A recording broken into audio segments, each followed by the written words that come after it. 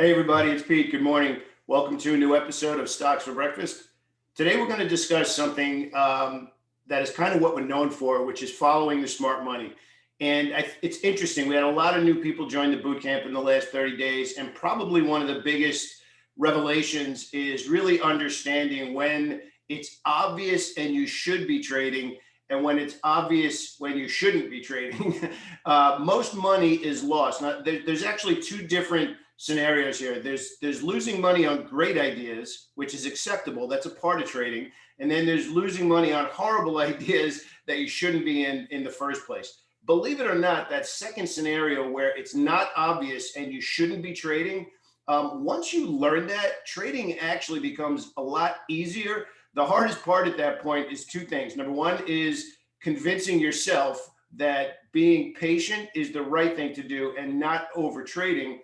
The second part, when you understand what price action is supposed to look like when it's obvious, is the patience you need then is holding your good trades longer. And it's kind of fun to see the evolution of new traders, new people who joined the boot camp. And by the way, click down and learn about the boot camp. We've upgraded what you get in a massive way. I think you'll be pretty excited about it. Is when you finally understand how to spot the smart money, how to trade with the smart money. We call it piggybacking with the smart money. And most importantly, how to take a step back when there's not something obvious going on, and then what you should do. And we call working the orders, trading for cash flow, that kind of thing. So what we're going to do right now is we're going to keep this video, this trading lesson, very on target, very quick, very focused, right? What we're going to do now is we're going to take a look at some of the most popular stocks out there right now and just quickly describe what it looks like when it's obvious versus when it's not. And if you've been struggling for the last 30 days, maybe even 60 days, September through October, now that we're starting November, if you've been struggling, if you've been finding it hard to make money and it's frustrating you, we're going to show you exactly why now and how to come out the other side and when to recognize when it should be easier to trade. And remember, trading is simple. It's finding an edge, which is something you believe happens over and over and over again most of the time. And that's a big problem for a lot of traders. They think it's supposed to happen all of the time, which is just ridiculous. That doesn't work. It doesn't exist, really. Even the most high probability scenarios have probabilities, which means they happen most of the time. So our job as traders, our job as tape readers is to understand what we're looking at. Now, here's the key. What exactly are we looking for? What are we looking for when we go from chart reader to tape reader to ultimately trader? What are we looking for? We're looking for the smart money to be creating new levels. That's the single biggest thing I want you to get out of this. Now, here's the key. When? When are they creating new levels? So here's the next thing. If you look on a chart and you see it went up for one day, and let's say it took out yesterday's high, just to keep things super simple.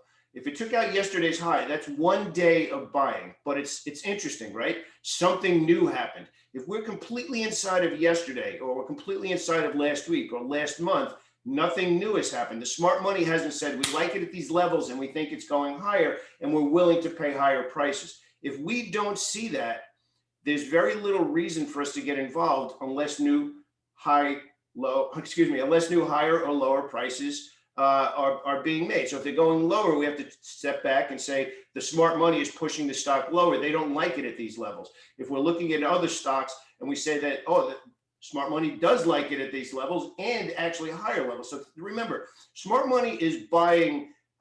If smart money is buying at higher levels, that means that at some point in the future, they believe it's going to be higher from this right now.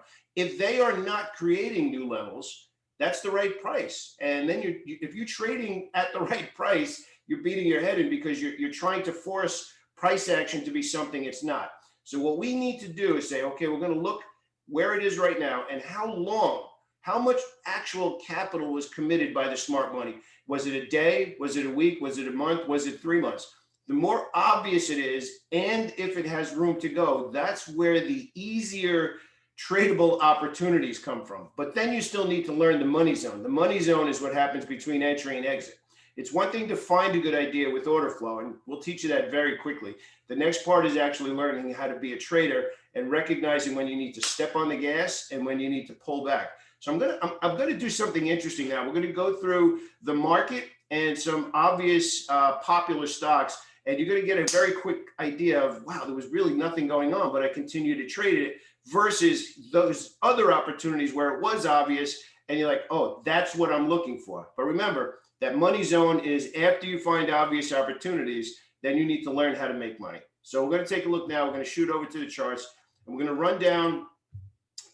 First, we're going to start out with the SPY. We're going to take a look at the SPY here, the SPY ETF, and we're going to look at monthly charts. Now, what we want to pay attention to here is mostly this run here and then what's going on right now. So we had the lows in March, and you could see here, smart money made new highs. Smart money made new highs. Smart money made new highs. That meant that they thought the future value was still good and there was room to go, right? Here's where the tape starts to change and things get different. It makes new highs, but it fails. And then here in October, it did not make new highs or make new lows. So literally October was massive indecision. So when the smart money or the market itself has indecision, there's no reason for you to believe in this particular scenario that there will be follow through. There's no reason to guess when it's going to move. Let it move, piggyback on it, and just continue to ride it with them. They have much smarter research departments than us. They have much deeper pockets than us. There's no reason to guess. Let it start to move. Let it show us that it's going to make new levels, because it is making new levels. Then we just simply hop on back with the right entry, the right profit target, and then again, that money zone in between where we're learning between entry and exit, which is actually how to make money. So it's kind of fun now in a instructional way where we're going to say, okay, that was obvious, that's not obvious. That was obvious, that's not obvious. Now you need to look at your stocks and say, is it obvious and should I be trading? And most importantly, what does it need to look like for you to start confidently committing your own trading capital? So again, look at Apple here. Made new highs and held them. Made new highs and held them. Smart money made new highs and held them. Smart money made new highs and held them. And here, smart money made new highs, did not hold them. This candle's red because it opened here and closed down here. And then again, October, nothing happened. So let's actually take a look at a stock that was pretty much on fire this month and take this actually a step further.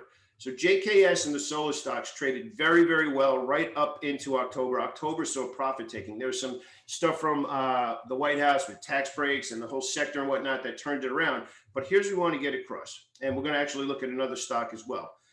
Started to perk up right here. Here's April. New highs and held them. New highs, but didn't hold them. New highs and barely held them. So at this point here, it's still interesting, but the reward potential was not there. So that was interesting, right? It pushed up, but no reward potential. So it's not a trade scenario yet. This is the difference between chart reading, tape reading, and being a trader. Here, exploded through and had better profit potential. And for the entire month of September, it held those highs. Now, what's interesting, it held those new levels in a month that the market sold off hard.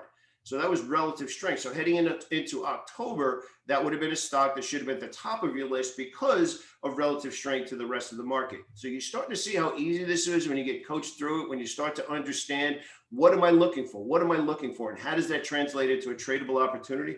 Now, coming into October, it was very much at the top of our list, but you can see that it traded all the way up here and was not able to hold it. This is where you start to work what we call multiple time frames, and this really dials you in to when the scenario is still solid versus when it changes. So you can see during this 4-week period, new highs and held it. Smart money made new highs and held it. Smart money made new highs and held it. Smart money made new highs and held it. The next week, right, this is a weekly chart, made new highs and did not hold it. So think about what's going on here. The tape has changed. The story has changed. So think about this. We're all looking to articles and headlines and every news story you can think of. If you learn tape reading, the market itself is telling you what to do. We made new highs and we held it. We made new highs and we held it. Made new highs and we didn't hold it. The story changed. The tape changed. That's what makes what we do so special. We are not trying to predict anything. We're letting the smart money tell us it's still obvious. It's still obvious. We still like it. We still like it. And then we get our shares. And again, that money zone between entry and exit, that's where it gets exciting, because now we learn how to manage winning trades with full share size, with less share size. When do we build a position? When do we go in with bigger share size? When do we hold longer? When do we book profits? That money zone in between what we just showed you, which is spotting the smart money, which is just step one. That's where trading becomes fun, because it becomes a lot less stressful. We're not guessing anymore. We're not hyper focused on the exact perfect spot to get in, although it is important. But what's more important is smart money, ideas, and room to go. And what happens in between, that's where trading becomes fun, because now you're just managing positions within the context of great ideas. So I hope we woke you up a little bit, because we're about to head into a what promises to be a volatile month.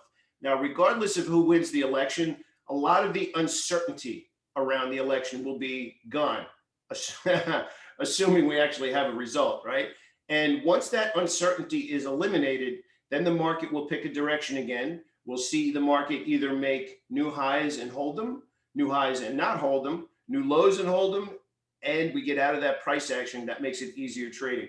So really what I'm getting across here is October was a month to preserve capital and trade for cash flow. Not much new happened unless you were very stock specific, which again, we did that in the boot camp. We were very stock specific. We kept saying it every day. The market's not helping us right now. We need to find sectors. We need to find industry groups and trade those a lot more specifically right now, because the big picture is not helping us. Once you start to understand this, and just as importantly, if we work together, I hope you get into the boot camp, you start to see different market conditions, and then you start to understand what we call building that argument for great ideas, which is the market on doing something obvious? Which sector is doing something obvious? Which industry groups are doing something obvious, and which stocks are doing something obvious? That's a big part of working together. You see it in different market conditions, and then you understand when to hold those winners longer, when to trade for cash flow, and when to be in cash. And that's where trading becomes a fun business to operate, because you're no longer guessing. You know exactly what you need to see. And if you don't see it, you just take a step back and make another pot of coffee. Hope this helped. Absolutely. I'd love to see you in the boot camp. Click down. We added so much new great training this month. And again, something interesting about the boot camp too. It starts 30 days from the day you sign up. It's not a calendar month. It's 30-day windows, 30-day windows. So if you start out on the 7th, it goes to 30 days from the 7th. So if you have any questions, leave a comment below the video. If you find these videos helpful, definitely click subscribe. I'd really appreciate it. Have a great day.